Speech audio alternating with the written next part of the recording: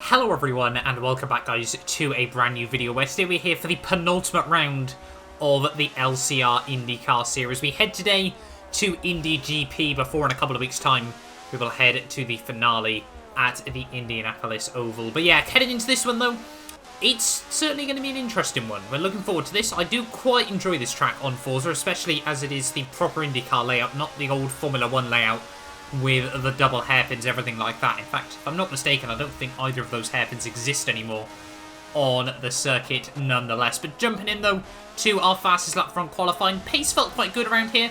You know, we were able to get pretty consistently fairly quick laps in on the board ready for qualifying. But yeah, this would be my fastest qualifying lap, only on the second lap, though, of the session, however. So there was definitely a little bit more time on the table, but it's always good to try and set a nice, quick and tidy benchmark early on in the session there, as you can see, diving it down in towards the end of the back straightaway here. Just trying to thread the needle through the chicane there. So you can take a little bit more curb on the entry. We're just trying to keep it tidy there. Don't clip the curb on the exit. That doesn't allow us to get the rotation quite the way we wanted it through the second part of the triple sort of, yeah, I guess it's a triple apex, but it's really sort of two.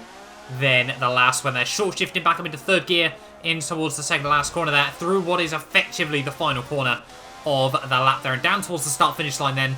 It is going to be a 1 minute 6.5 if I'm not mistaken there. 1 minute 6.531, so only about 2/10 off my PB there. So really happy with that we were able to get quite a decent benchmark in nice and early on. And actually as we head towards the end of the session, you can see on the timing screens we were still in provisional pole by about 0.4 of a second over my main title rival Jork here, and that would actually be my 100th league race in pole position there, so quite happy with that one. And you can see quite a spread out grid, in all honesty. We're on a 106.5, Jork on a 106.9, and then you can see the amazement, the pole man from last week there, almost a second off in P3, just ahead of my teammate Dralex there, with LSEM Leopard in 6th when qualifying was all done and dusted there. Jack in 7th, Apex, Connor, and Mel rounding out the top 10 there, with Ben, Joe, Buck, Rosenquist, John, and Unku towards the rear of the field there. Sorry, Kezimoto even was in 6th place, I must admit, between Leopard and Jack there as well. We're getting ready then for the start of this race. Hopefully we can try and get a nice, clean getaway here and lead down in towards turn 1. But once again, though, pole starting on the outside here. We can't seem to get the luck of the draw with picking when to be on pole and when not, it appears, in this championship. Down out of the final corner, though, getting ready for the start then of this Grand Prix. We're going to obviously have to bring it up to 80 miles an hour, ready for the rolling start. There we go, 80 miles an hour, just under, and it's going to be lights out. And away we go as we head over the bricks there. Get us ever so slightly better start than Jork on the inside there as we head down towards turn 1. Can we potentially make sure they get past him before the first corner? He tries to stick the nose at the inside, but we're firm but fair. Make it very clear we are going for that apex, and he has to bail that one straight off the start there. So quite happy with that. And you know, really, we needed a race, I say pretty much every week in all honesty in this series, but we need a race back like around one of the season back at Kota, or last time out at Watkins, sorry, a couple of rounds ago even, I should say, sorry, at Watkins Glen, where we try and hold on to the lead off the start and really try and go for a breakaway in the early stages of this race here. Because I didn't actually realise as well, heading into this, I don't think anyone realised, the title could actually be wrapped up today. Jork to stay in the title fight, obviously with the drop rounds and everything like that, he needed me to finish P3 or lower, and obviously he needed to win the race. If we won the race, it was all over. There was nothing Jork could do at the end of the day. And yeah, like I said, heading into this, we had no idea. It was only after Apex put points in at the end of the day that we realised, actually, I could have potentially wrapped it up here tonight there. But end of lap 1, though, we do hold on to the lead of the race there as we head down towards turn 1. A lot of chaos and carnage much further behind us, though. I think quite a few people ended up getting into each other through the first few corners, but luckily we've escaped that all nice and tidily, and over the next few laps we just be slowly trying to build up a gap to Jork just behind us here. Tyre wear shouldn't be too bad around this circuit. You know, there are quite a few flat out sections around this track. It's not going to be the easiest, but like I said, yeah, it's not going to be too bad. Only 26 laps ahead of us. It's going to be about a half-hour race as well at the end of the day here as we head down in towards the final couple of corners of lap 8. You can see Apex just in front of us at the moment. I was getting a little bit impatient. You know, we needed the blue flags to come out as soon as possible there, as I thought he'd sit on the exit of that corner there. We were going to try and get round him, but no, he'd actually keep the nose there. And we'd be side by side as we head over the start-finish line there. It's going to give me quite a squeeze, I'll be honest. There certainly wasn't much more room left in that as we head back down in towards turn 1. But we do get round him, and we are still in the lead of the race here. Yeah, Jork is about 300-400 feet behind us at the moment. We've got about a 3-second margin, I think, at this early stage of the race. And obviously with the foot counter, it just goes up and down at the end of the day as well. But yeah, over the next few laps though, we would just be, you know, settling down into a rhythm. You know, the first stint of the race is always just seeing what the tyre wear is like. You know, normally you've got to try and manage the tyres a bit more in the first stint than the second there. As we head down in towards the end of lap 13 there, pretty much now at the halfway stage of the race. And we had been still putting out a little bit of a gap from Jordan behind us, lap after lap at the moment. So it was looking all right at this stage of the day. You know, he's under quite a bit of pressure from Leopard and Jack just behind him as well. As you see, we're now getting the warnings for the tyre wear. As we head down in towards the final corner, we are going to dive it into the pit lane there, take a little bit more curb than I was originally anticipating there. But we get the car slowed down nice and tidily into the pit lane here. It's going to be interesting to see. I think Jordan is going to opt to try and stay out for one lap longer in this race. You can see fast forwarding down the pit lane. Leopard as well is going to dive it into the pit lane, as well as Jack. So we got only Kez and Joe ahead of us that have opted to stay out in this race there. It's heading back down towards the end of the pit lane. We're going to rejoin still in P3 of the race at the moment there. So that's all right for us. We've got some clear air ahead of us as well.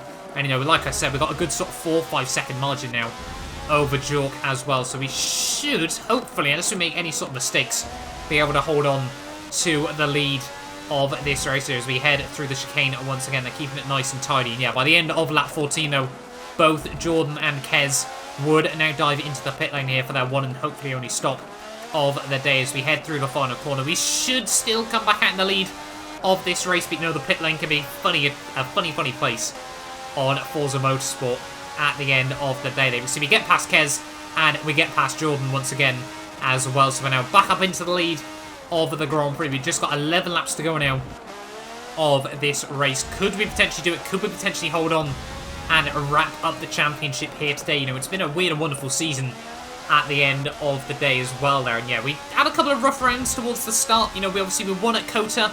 We got taken out at Long Beach and then we came second at Laguna Seca there. We had 3 different winners in the first 3 races there. But as we head now on towards the final lap of the Grand Prix, obviously we won then at round 4 at Watkins Glen in fairly comfortable fashion at the end of the day. You know, we were able to get our qualifying lap in, took the lead at the start there and just tried to make a breakaway early on in that race. Obviously, we then were able to win last time out of the Nürburgring after a new challenger approached in the shape of Joe there. And yeah, we were lucky to be able to force him into a mistake quite early on there that allowed us to make a bit of a gap and hold on for the race victory there. And obviously, we've been trying to pick up fastest lap points as well throughout the season. I think the only time we didn't get the fastest lap points was all the way back, way back at round 2, back at Long Beach as well. I think Dralex just about edged us out there as well in terms of the fastest lap. But down in towards the final couple of corners then here at Indianapolis GP circuit, you know, we definitely want to try and win Indy 500